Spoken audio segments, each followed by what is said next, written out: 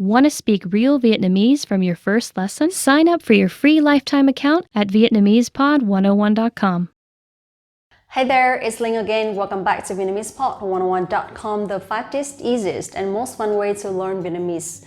As you can see, usually I will share with you guys some differences and common things between English and Vietnamese, so you guys can have some effective ways to remember. And today we're going to talk about something similar to that. If in English we have some articles like a and the to classify some different nouns, different kinds of noun. And in Vietnamese we also have that.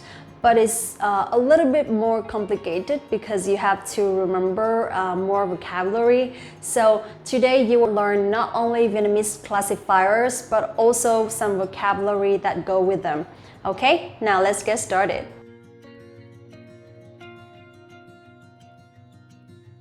So in Vietnamese, the most common words that can go with most vocabulary, most nouns in Vietnamese, that is cái,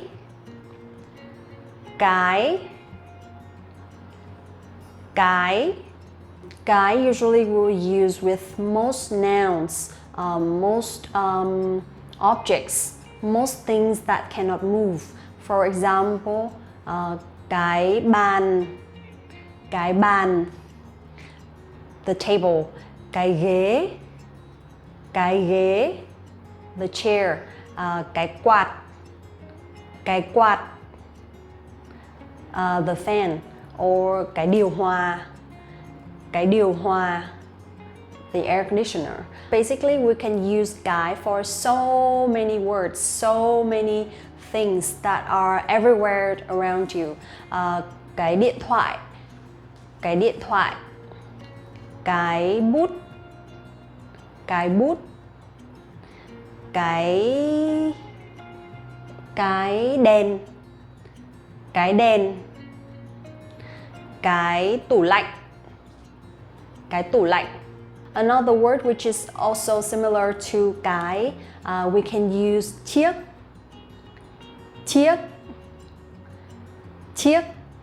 Okay, for example, chiếc bút, chiếc thước kẻ, chiếc bàn, chiếc ghế. But actually chiếc is not as common as cái, so sometimes it will sound a little bit unnatural when you go with a not suitable noun. So to be safe, maybe you can use cái for most of the things. It'll be better and more natural, and it will be highly likely that you are correct. How about for animals? We will use con.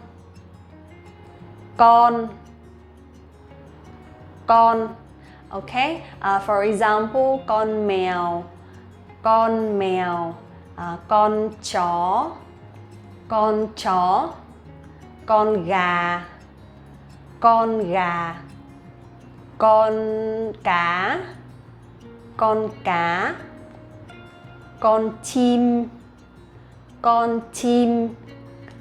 con vịt, etc. All kinds of animals, you can use con or all of them. There is no exception.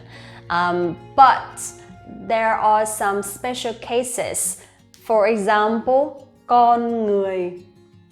Con người is a human being or people. Okay, so this is a word. This is a combined word. Con người.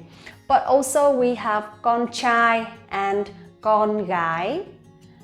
Con trai, con gái for boys and girls. Con trai, con gái. Also, there are one more special case, which is con dao. Con dao. Con dao is a knife. There is no rule, no explanation for this situation. It's just con dao. Con dao. We don't say cái dao or chiếc dao, okay? No. Con dao. Alright, now let's talk about people. If you want to introduce a person who is a husband or a wife or a blah blah blah, anything, you can use người. Người is also person. Người means person or people or human. Người, for example, người đàn ông.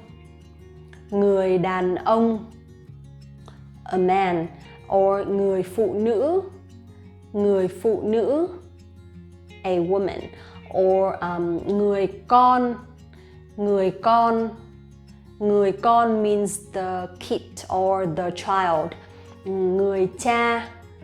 Người cha. Người cha means the father. Or người mẹ.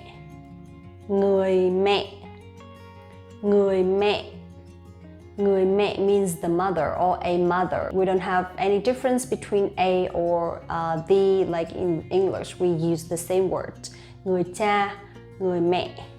Or người ông, người bà means the grandparents, the grandfather and the grandmother. Người nông dân, người nông dân, like the farmer. Or người công nhân, người công nhân, the worker. So basically we can use người for most words or most nouns talking about people, like people in your family or people in your office, or we can use it for jobs as well.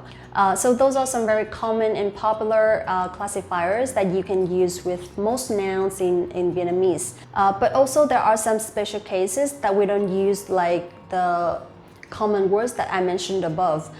So we use, for example, for buildings and some special places, we will use like ngôi, ngôi, ngôi, ngôi, okay? Ngôi. For example, ngôi nhà, ngôi nhà, ngôi nhà. Ngôi nhà is a house. Or ngôi đền, ngôi đền, ngôi đền. Ngôi đền is the temple. Or ngôi chùa, ngôi chùa, ngôi chùa. Ngôi chùa is a pagoda. Okay, so those are three special places that we use ngôi instead of using chiếc or cái. Okay, ngôi. One more word that sounds more formal, we can actually use for some maybe office environment, or you can use it at work, or we can use it when you want to show respect for some important people. So in this case we use vị, vị, vị, vị. That means like something like Mr. and Mrs., something like that. In example, we can say vị giám đốc, vị giám đốc, vị giám đốc, like the director.